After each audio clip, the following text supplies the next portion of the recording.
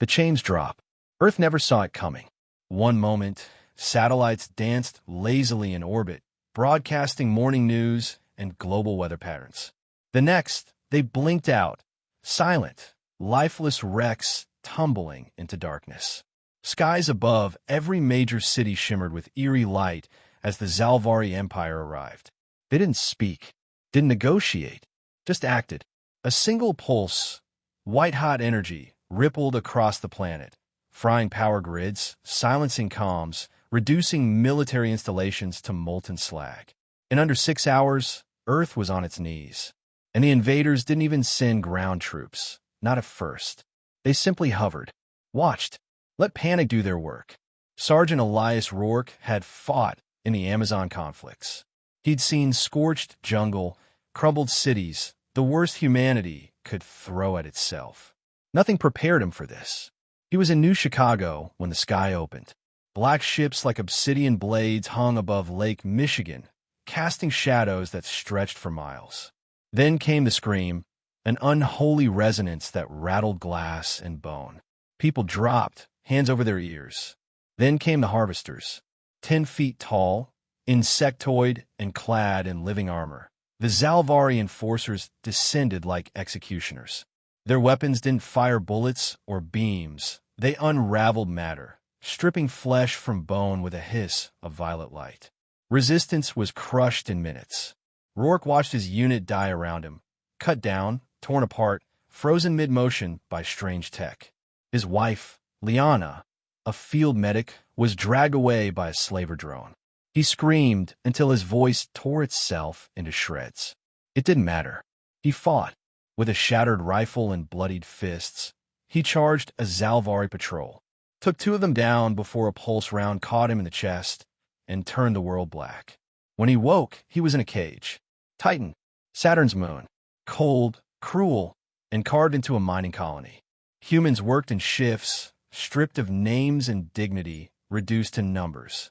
The guards didn't speak to them, only barked orders in a language translated by embedded neural chips.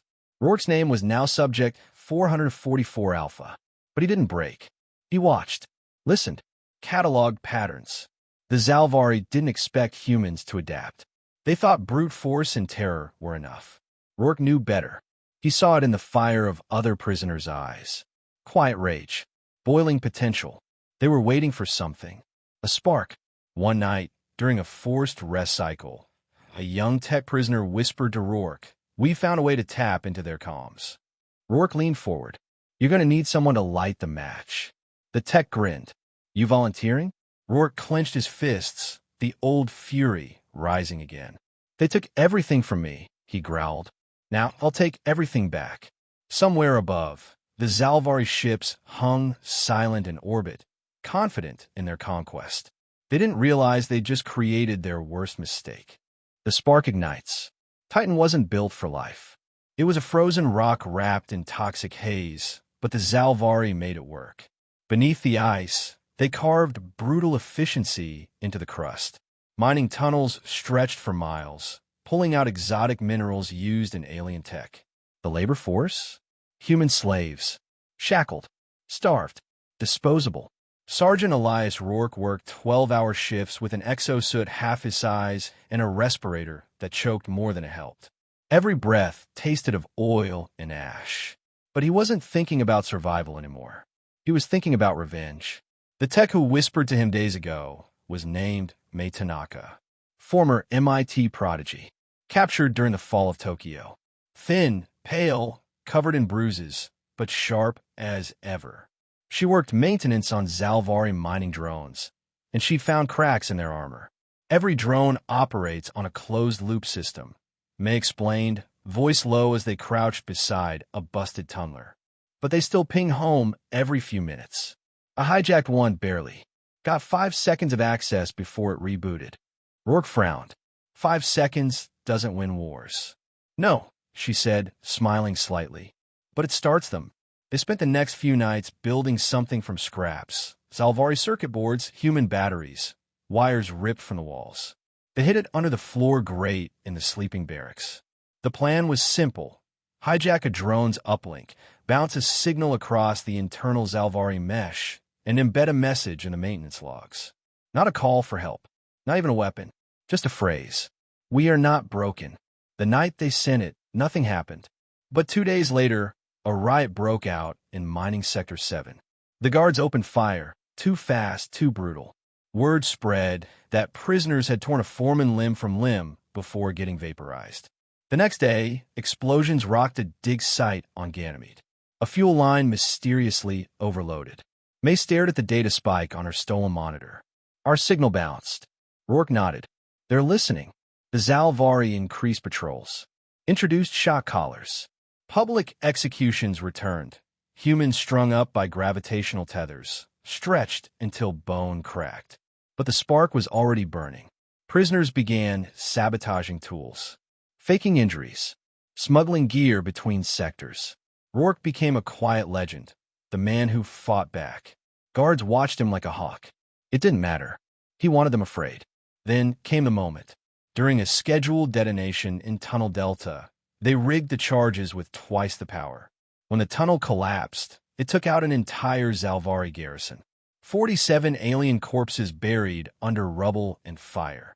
The humans left behind a symbol scorched into a metal panel. A skull, crossed rifles beneath it.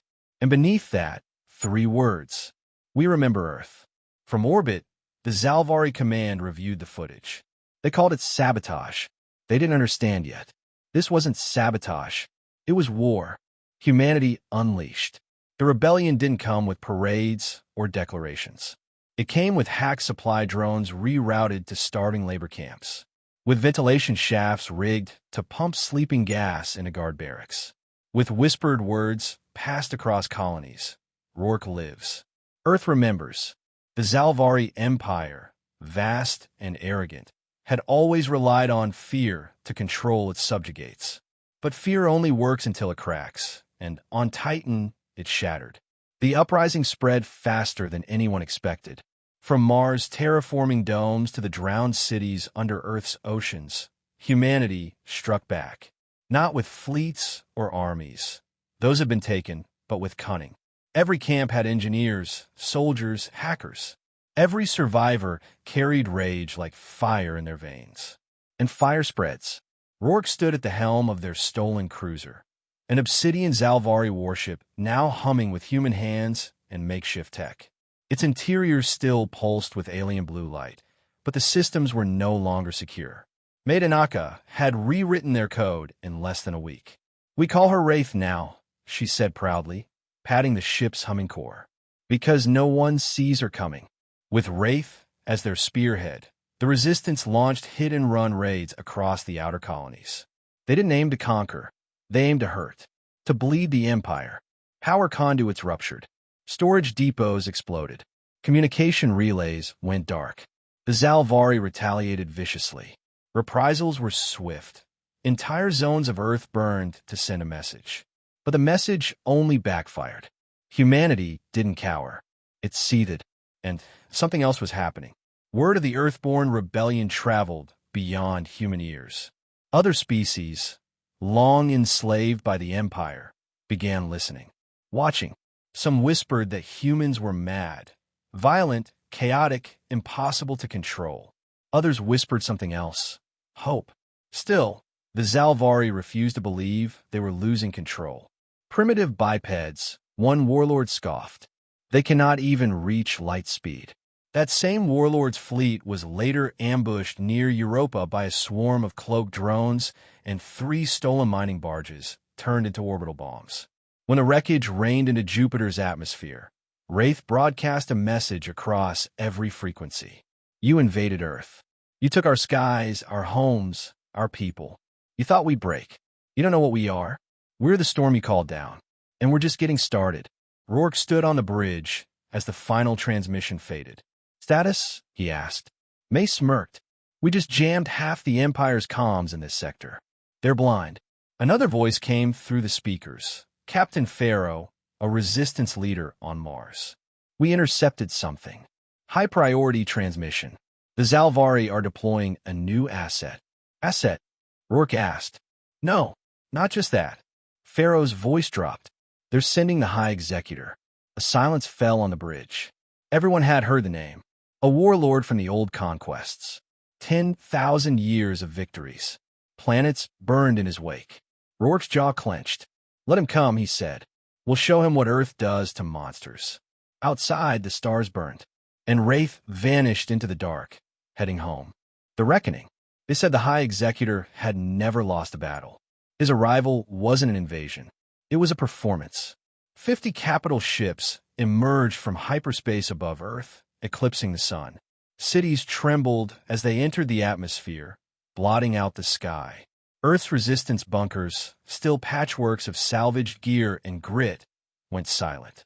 Inside the Wraith, Elias Rourke stared at the incoming fleet on the holodisplay. "They brought everything," May whispered. Rourke's eyes didn't waver. "Then we hit them with everything." The Executor's message came through all frequencies, flawless, cold, condescending. "You're insects. You've made noise. Now you'll be extinguished." But this time, humanity didn't reply with words. They answered with war. All across the system, hidden bunkers lit up. Decades of hoarded weapons. Earth tech, Zalvari tech, even jury-rigged alien hybrids came online. The skies above the Pacific shimmered as cloaked drones ascended, forming a web of mines and mirrors. When the Executor's fleet began its descent, the traps triggered. Explosions tore across the sky. EMP bursts shattered comms. Gravity bombs ripped ships from orbit. The Executor's armada staggered, but did not fall. Then came the human counterstrike. Wraith led the charge, flanked by 2 more stolen cruisers. Smaller ships swarmed behind. Retrofit cargo haulers turned gunships, manned by resistance fighters who had nothing left to lose. It was chaos, fast, brutal, and dirty. Just how humans liked it. Inside the chaos, Wraith punched through the main dreadnought's shield perimeter. May screamed from the console. "We're in." Boarding protocol engaged. Rourke led the breach team himself. 12 fighters. All veterans. All ready to die. They stormed the command bridge like a force of nature. Smoke, flashbangs, blades, bullets. Zalvari guards fell in seconds. The High Executor rose from his throne, a towering beast in living armor, skin like obsidian, eyes like twin suns. "You," he said, recognizing Rourke. "The rebel." Rourke's voice was calm. "The human." Then they fought. No elegance. No tactics. Just raw survival. The Executor struck like a god. Fists that cracked steel, speed that defied physics. But Rourke didn't fight fair. He used cover. Tricks. Explosives. His team died one by one, buying seconds. That was all Rourke needed. He tackled the Executor into the core room, slammed a plasma charge into his armor, and detonated. The blast flung them apart. Smoke. Fire. Pain. Rourke crawled, ribs shattered, and grabbed the Executor's own fallen blade. The alien tried to rise, blood pouring from shattered plating. Too slow. Rourke drove the blade through his chest. The Executor gasped and died. Cameras captured it. Resistance fleets relayed it. Across the galaxy, the footage spread. The myth was broken. The Empire had bled, and humanity had done it. Later, standing amid wreckage, Rourke looked out at the burning sky. May limped to his side. "We won." "No," he said. "We survived. Now we build." Above them, the last of the Executor's fleet limped away, retreating into the stars. They had come to enslave Earth. They had made a mistake.